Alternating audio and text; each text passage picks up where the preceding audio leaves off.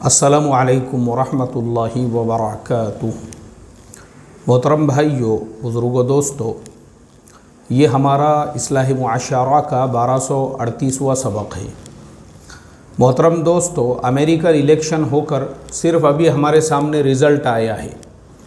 Joe Biden जो America के 46वें राष्ट्रपति, प्रेसिडेंट और वहाँ के सदर बने हैं, 21 जनवरी 2021 को वो सदर की कुर्सी पर बैठेंगे। तब तक का जो ड्यूरेशन है वो डोनाल्ड ट्रंप ही कुर्सी पे बैठे रहेंगे। लेकिन मैं ये देख रहा हूँ कि एक मुसलमानों की बहुत बड़ी तादाद वो जो बाइडेन को यहूदियों का एजेंट बनाने पर तुली हुई है। और मुसलमान कौम भी ऐसी निगेटिव कौम है कि जिस मैसेज के अंदर जो बाइडेन को यहूदियों का एजेंट कहा गया है, मैं देख रहा हूँ एक एक ग्रुप में 10-10 मरतबा लोग उसको सेंड कर रहे हैं। पता चला कि ये कौम निगेटिव है। इस कौम को ऐसे ही लोग पसंद आते हैं जो कौम को निगेटिविटी का डोज पिलाए। ये कौम खुद अपनी फ़िक्र से, अपनी समझ से, अपनी सोच से इतनी ज़्यादा मनफी हो चुकी है, इसके पास में अब पॉजिटिव के लिए कोई काम नहीं रहा। अल्लाह हिफाजत फरमाए। मोहतरम दोस्तों, अभी उस इंसान को सदारती कुर्सी पर बैठने के लिए 2 महीने से ज़्यादा का वक्त है। 21 जनवरी 2021 को वो सदारत की कुर्सी पर बैठेंगे। उससे पहले ही लोगों ने अंदाज़े लगाना शुरू कर दिए, उससे पहले ही उनको बुरा भला कहना शुरू कर दिए, उससे पहले ही ये हमारा हाल है।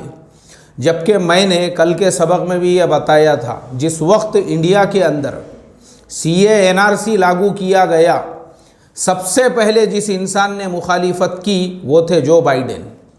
जबकि वो अमेरिका के वाइस प्रेसिडेंट ऑलरेडी है। वाइस प्रेसिडेंट होते हुए उन्होंने इसकी मुखालिफत की।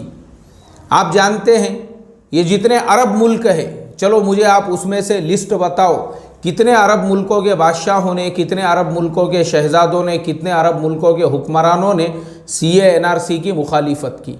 अरे जब तुम्हारे अपनों ने CA NRC की मुखालिफत नहीं की है, तुम्हारे अपनों में जब इस बात की डेयरिंग और हिम्मत नहीं थी, ऐसे वक्त में जो बाइडेन ने CA और NRC की मुखालिफत की, उसको दम लगता है, उसको डेयरिंग लगती है, उसको हिम्मत लगती है। अगर वो आदमी यहूदियों का एजेंट होता, मुसलमानों की तायद में बात क्यों करता था? इतना भी हमको सेंस नहीं है, इतनी भी हमारे अंदर फहम नहीं है। हमारे पास में ऐसे ऐसे दानिश्वर बैठे हुए हैं, ऐसे ऐसे दानिश्वर जो अपने खुद के गली का, मोहल्ले का, अपने बस्ती का भला नहीं कर सकते। बैठे बैठे जो है इंटरनेशनल पॉलिटिक्स के ऊपर तबसेरे और मज़ामीन लिखने में लगे हुए हैं। हज़रत, पहले अपने गली के रोड रास्ते सही करो, पहले अपने मोहल्ले का देखो, पहले अपने बस्ती का क्या भला कर सकते वो देखो। जो बाइडेन यहूदियों का एजेंट है और इंटरनेशनल पॉलिटिक्स पे ये असर होने वाला है और वो असर होने वाला है, ऐसे ऐसे दानिश्वर है हमारी कौम के अंदर। अल्लाह हिफाजत फरमाए। इसलिए मैं हमेशा पॉजिटिविटी की बात करता हूँ और विदाउट एविडेंस के नहीं, ऑथेंटिक तरीके से।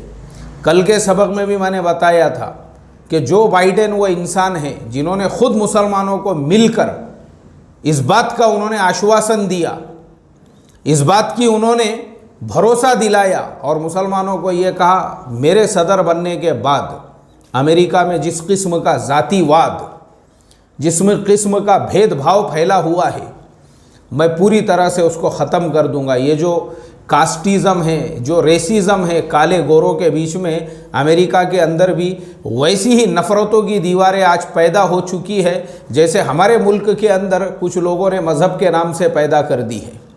सेम टू सेम जो बाइडेन ने कहा ये नफ़रत की दीवारों को हम ख़त्म करेंगे, इसीलिए उन्होंने कमला हैरिस को जो अपना वाइस प्रेसिडेंट चुना और अपना नाइब जो बनाया, वो इसीलिए बनाया ताकि एक अफ्रीकन मूल की औरत, एक अफ्रीकन मूल की, कमला हैरिस जो है उसके पिताजी अफ्रीका के रहने वाले थे, तो एक अफ्रीकन औरत जो है वो अगर मेरे साथ में रहेगी, मेरी वाइस प्रेसिडेंट रहेगी, तो पूरे मुल्क में जो रहने वाले काले हैं, जो अफ्रीकन हैं, उनमें एक कॉन्फिडेंस पैदा होगा। उनको भी अच्छा लगेगा कि देखो ये आदमी जो है ये ऐसा आदमी है सबको साथ में लेकर चलने वाला। क्यों? उसके पास में दूसरे ऑप्शन नहीं थे, बहुत सारे ऑप्शन थे। जो बाइडेन अगर चाहते तो किसी भी गोरी लेडी को अपना वाइस प्रेसिडेंट बना सकते थे, या किसी गोरे को भी अपना वाइस प्रेसिडेंट, बहुत सारे लोग थे वहाँ पे लिस्ट के अंदर। लेकिन उन्होंने कमला हैरिस को इसलिए चुना ताकि जो अफ्रीकन काले हैं उनको ये फील हो सके, ये महसूस हो सके कि जो बाइडेन जो है वो हमारे साथ में भी है और हमारे लिए भी उनके दिल में एक नर्म गोशा है, वो उस टाइप के इंसान है। लेकिन नहीं, इंडिया के गली महल्ले चबूतरों पे बैठे हुए बड़े बड़े अक्लमंद और होशियार यहीं मज़ामीन लिखने में और वीडियो बनाने में लगे हुए हैं। यहूदियों के एजेंट दे दिए इन्होंने, ठोक दिए अपने दिल से, सर्टिफिकेट भी दे दिए इन्होंने जो बाइडेन को। अल्लाह हिफाजत फरमाए मेरे मोहतरम दोस्तों। हमने ऑथेंटिक तरीके से रिसर्च करना चाहिए, देखना चाहिए किसकी पॉलिसीज़ क्या है, कौन किसके कौलो अमल में कौन कैसा है, उसके बाद हमने कोई बात कहनी चाहिए। हमको अभी कुछ मालूम ही नहीं है। जिस इंसान को कुर्सी पे बैठने में अभी 2 महीने से ज़्यादा का अरसा है, उससे पहले ही उसको बना दिए यहूदियों का एजेंट। इसीलिए मैं हमेशा एक बात कहता हूँ, इसीलिए कि अपनी जो मेंटालिटी है अगर उसको हेल्दी रखना है, उसको सेहतमंद रखना है ना, ये निगेटिविटी से हमको निकलना पड़ेगा। जब किसी एक अरब मुल्क ने भी सीए एनआरसी की मुखालिफत नहीं की थी, जो बाइडेन ने सीए एनआरसी की मुखालिफत की।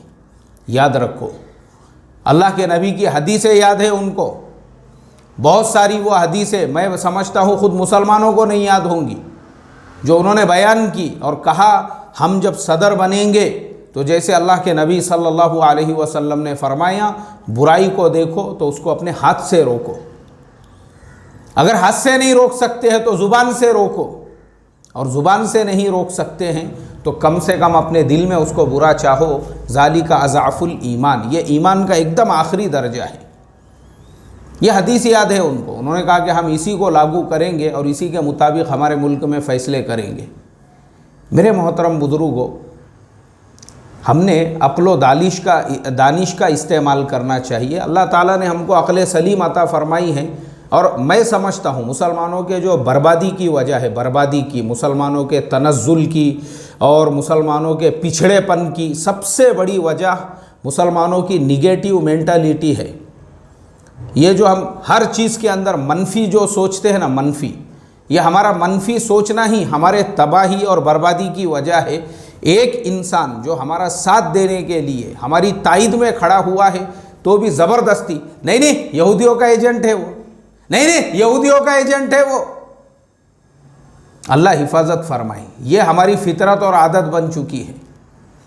चलो मुझे आप बताओ, जो बाइडेन जिसके बारे में लोग वीडियो बना रहे हैं, यहूदियों का एजेंट है, जिसके बारे में मज़ामीन लिख रहे हैं लोग, मुसलमान तो बोले एक भोली भाली सीधी सादी कौम है, इनको अक्ल ही नहीं है, किसके भी जो है सदर बनने पे ये खुशियाँ मनाते हैं। मेरा उन लोगों से सवाल है, डोनाल्ड ट्रंप से तुमको क्या फ़ायदा पहुंचा? सबसे ज़्यादा नुकसान अगर किसी ने इस्लाम को पहुंचाया है वो डोनाल्ड ट्रंप है। डोनाल्ड ट्रंप ने भले किसी मुल्क पे अटैक ना किया हो, लेकिन जो पॉलिसीज़ उसने बनाई है, यरूशलेम वो शहर है। अब ये उन लोगों को कहाँ समझ में आएगा जिसको जो अब कभी अपने गली और महल्ले की पॉलिटिक्स से बाहर ही नहीं निकले हुआ है। कहाँ समझ में आने वाला है ऐसों को, क्योंकि वो तो पहले दानिश्वर और बड़े बड़े अक्लमंद और होशियार बन के बैठ गए हुए हैं। यरूशलेम जो आज भी जो यरूशलेम शहर है उसके अंदर मस्जिद अक्सा है, यहूदियों का सबसे बड़ा जो दीवार गुरिया है वो उसी यरूशलेम में है। उसी यरूशलेम के अंदर जो है हज़रत ईसा अलैहिस्सलातु वस्सलाम को जो सूली पे लटकाए थे, यानी तीनों मज़ाहिब पूरी दुनिया के लिए, तो वो यरूशलेम जो है आज भी एक ऐसा शहर है कि तीनों मज़ाहिब के जो मानने वाले हैं वो उनका मरकज़ बना हुआ है। इज़राइल जो है, इज़राइल की राजधानी, इज़राइल का कैपिटल तेल अवीव है। इज़राइल आज तक यरूशलेम को अपना कैपिटल नहीं बना सका, लेकिन उसकी सबसे बड़ी तमन्ना और आरज़ू ये है कि हम यरूशलेम को अपना कैपिटल, अपनी राजधानी बना दे। जब यरूशलेम पे हमारा पूरी तरह से कब्ज़ा और कंट्रोल हो जाएगा तो फिर मस्जिद अक्सा भी हम मुसलमानों के हाथों में से छीन लेंगे। क्योंकि आज जो मस्जिद अक्सा है, बहुत सारे मुसलमानों को मैं देखता हूँ जो फेसबुक पे पोस्ट करते हैं या मस्जिद अक्सा, उनको मालूम ही नहीं है कुछ वो लिखते हैं अय अल्लाह मस्जिद अक्सा को दोबारा से जो है नमाज के लिए और आज़ान की आवाज़ों से गूंज वहाँ पे पैदा कर दे और दोबारा से उसको आबाद कर दे। वो ऑलरेडी आबाद है, गली से मोहल्ले से बाहर निकलेंगे तो पता चलेगा, ऑलरेडी आबाद है वो, ऑलरेडी 5 वक्त की नमाज होती है वहाँ पे। मस्जिद अक्सा को कभी भी ताला नहीं लगा है, मस्जिद अक्सा कभी भी वीरान नहीं हुई है। ऑलरेडी आज की तारीख में 5 वक्त की नमाज बाजमात होती है वहाँ, वो भी मस्तूरात के साथ। मस्तूरात के लिए भी अलग से जगह बनी हुई है वहाँ पर। वो ऑलरेडी आबाद है मस्जिद अक्सा। बोले यार आबाद है मस्जिद अक्सा, फिर वो जो दुआ करते अपन वो इसलिए करते क्योंकि गली से मोहल्ले से अपनी मेंटलिटी को बाहर निकालोगे तो पता चलेगा ना दुनिया में क्या चल रहा बोल के। नहीं, कोई भी वीडियो देख लिया और उस पर यकीन भरोसा कर लिया अंधे बहरे बनकर, कोई भी मजमून पढ़ लिया अंधे बहरे बनकर उस पर यकीन भरोसा कर लिए, यही हाल होने वाला है। तो मैं ये बता रहा था जिस मस्जिद अक्सा में आज 5 वक्त की नमाज होती है जो आबाद है, तो इज़राइल की प्लानिंग वही थी कि यरूशलेम अगर हमारा कैपिटल बन जाता है तो फिर मस्जिद अक्सा भी पूरी हमारे कब्ज़े में आएंगी, क्योंकि उनका भी दावा है मस्जिद अक्सा पर।